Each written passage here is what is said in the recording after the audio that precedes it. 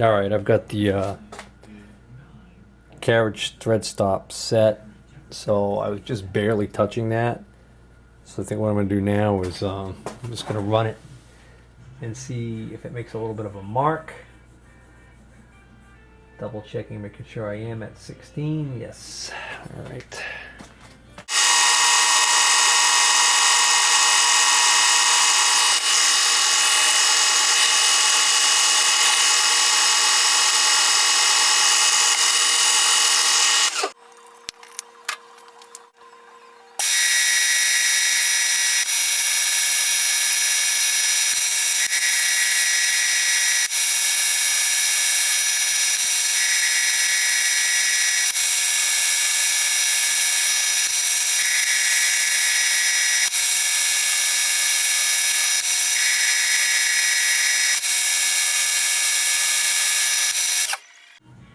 Hey, I'm actually cutting threads.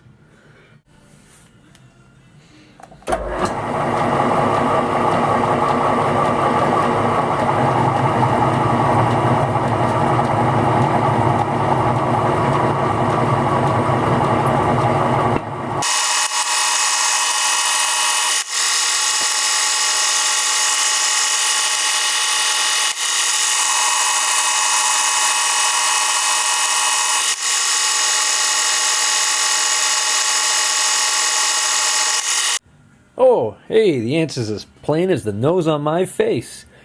I wanted to use these little triangle thingies here to check the pitch diameter on my thread that I'm cutting.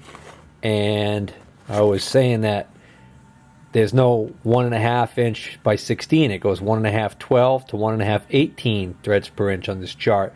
But I just noticed right here it says formula for special threads. So I can actually calculate what the number's supposed to be. So I'll do that. All right, so it says formula for special threads, determine your threads per inch, A, which I'm at 16 threads per inch right here. And then it says add the corresponding constant, B, which in this case is 0.3053, to the nominal OD of the thread, which is 1.5 inches. So that's 1.8053. Now that might sound like a very big number, way over 1.5 inches, but that's because that's telling me that that's the total distance, exact distance to Mike over the triangles. But it also says for a class 4 fit, which is tight fit. So unfortunately, it only gives me for a class 4. But I figure if I just go a little past that, it should put me in the ballpark of where I want to be. I was just using these triangles to try and get this measurement with a micrometer, and I wanted to shoot some video of it because I thought you guys might find it kind of humorous. But these things are not the easiest things to work with. The concept seems simple enough until you try and do it. Oh, come on. Stop fiddling diddling with it there, Steve, and just do it.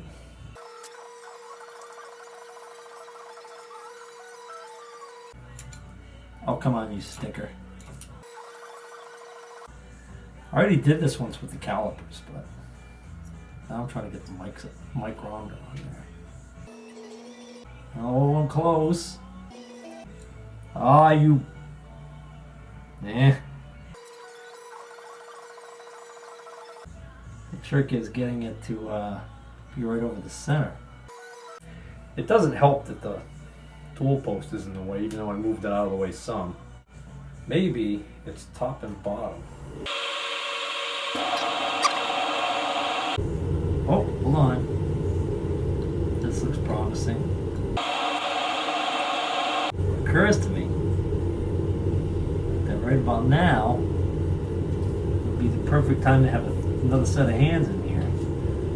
I would just, you know, oh, shop boy.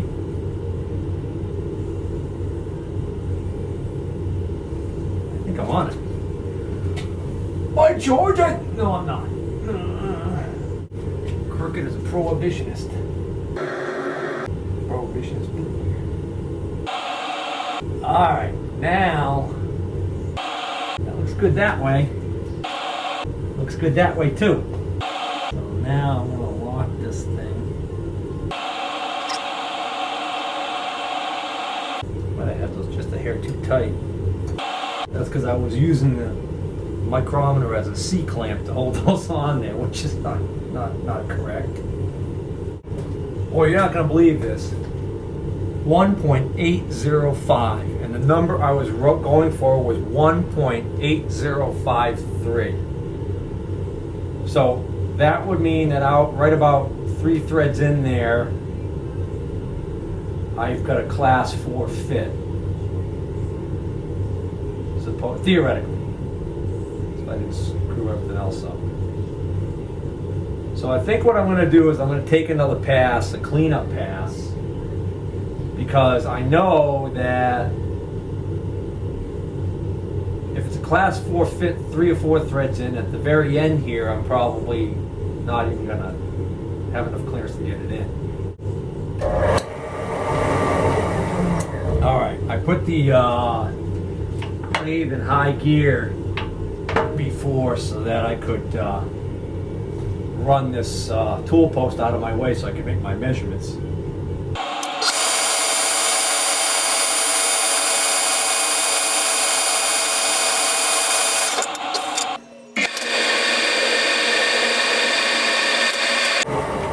I just screwed up. I thought I had it back down. It wasn't cutting anything on the going in. So I reversed direction, and then for some reason it did catch on the way out. Oh, it's catching the crest of the thread. Ah! So I just buggered the first 2 threads. I was going to chamfer that off anyways. So I'm still okay. I haven't completely ruined this yet. Get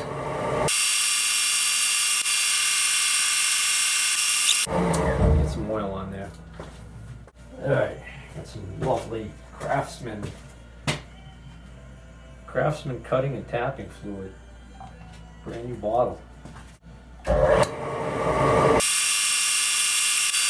Well, that was my final pass, so I'm going to disengage the half nut. Run this puppy out of the way.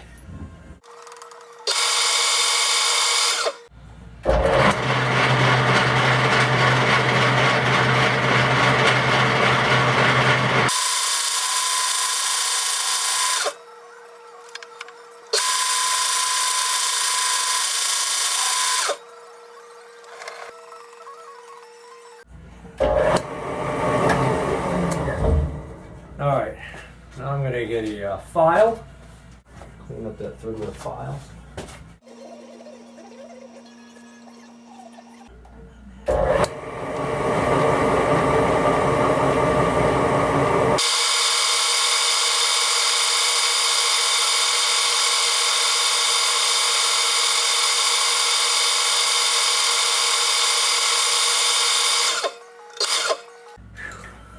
I'll be shocked if this works.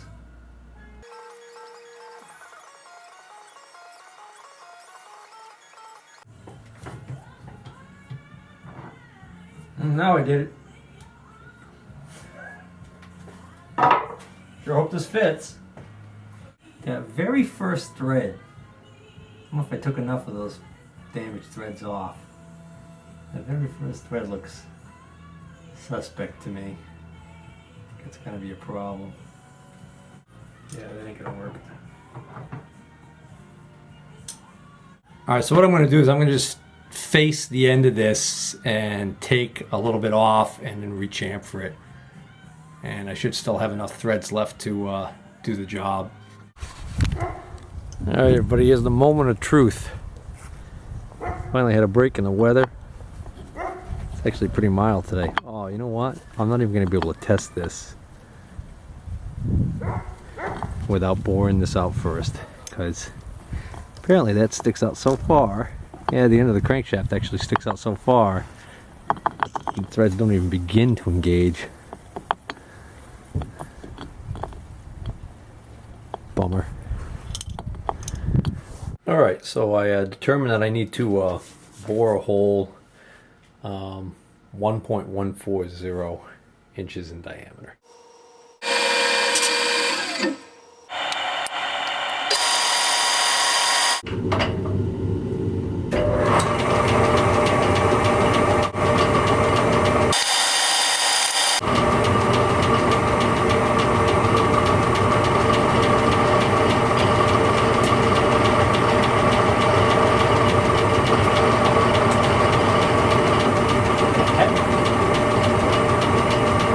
Why the heck is that going up and down like that?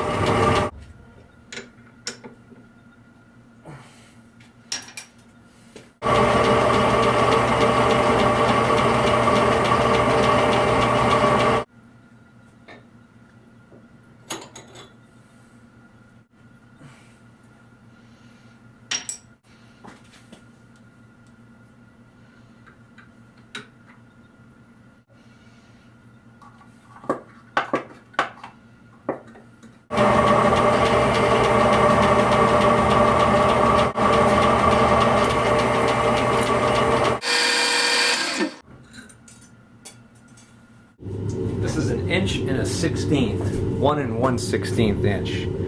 This is the largest I'm going to want to go with a drill bit. And then to get to the 1.140, I'll use a boring bar.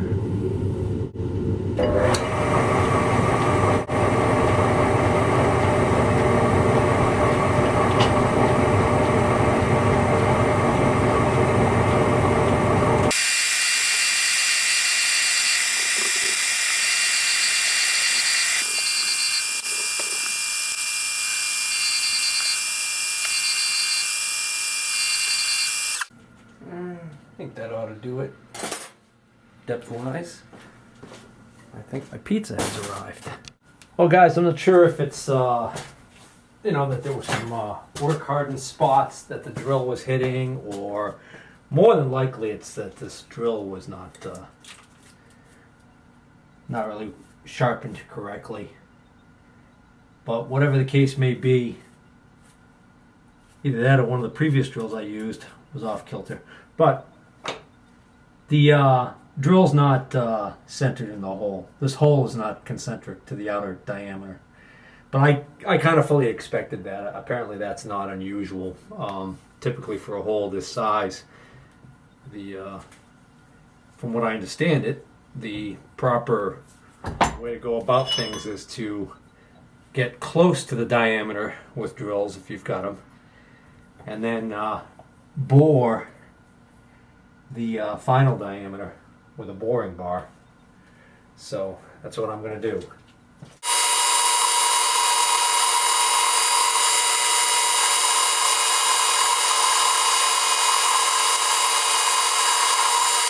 I'm not overly concerned with the finish I get on the inside here, because well, I don't need to be, that's why. Alright, so 1.140 was the diameter I was aiming for. So what I'm going to do is I'm going to set my digital calipers to 1.140. It's 5.5 thousandths over, that's alright. And then I'm going to just set these calipers, these inside calipers. I'm going for just the slightest bit of drag on there. And I got that, so this is where I want to be.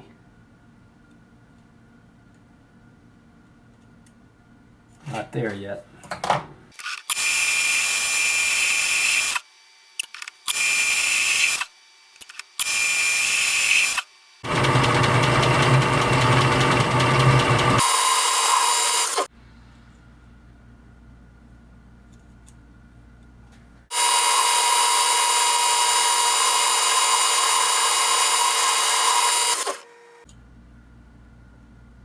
That should do it. There you go. 0.5 thousandths over 140. Close enough.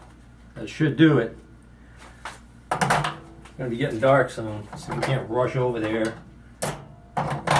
See if this fits.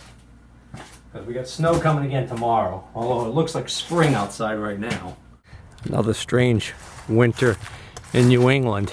Yesterday it hit 50 degrees. There's no ice on the pond and there is no snow anywhere to be seen, even in the woods. And today it started out about 32 degrees. I'm out here right now and it feels like it's probably about 40.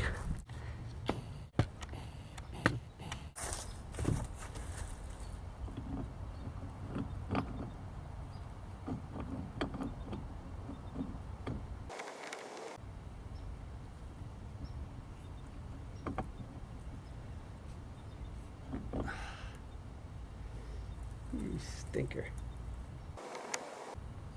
Oh, wait a minute.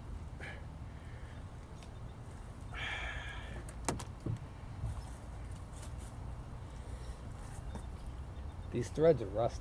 Should have cleaned them up. Should have brought a pipe wrench with me to grab that. And some Earl. Well, I brought some really big channel locks and some PB blaster. Figure PB blaster, since it's a rust that's in there, that seems to be the culprit for what the biggest issue is with the threads. I mean, it just doesn't seem to. Oh, it's going.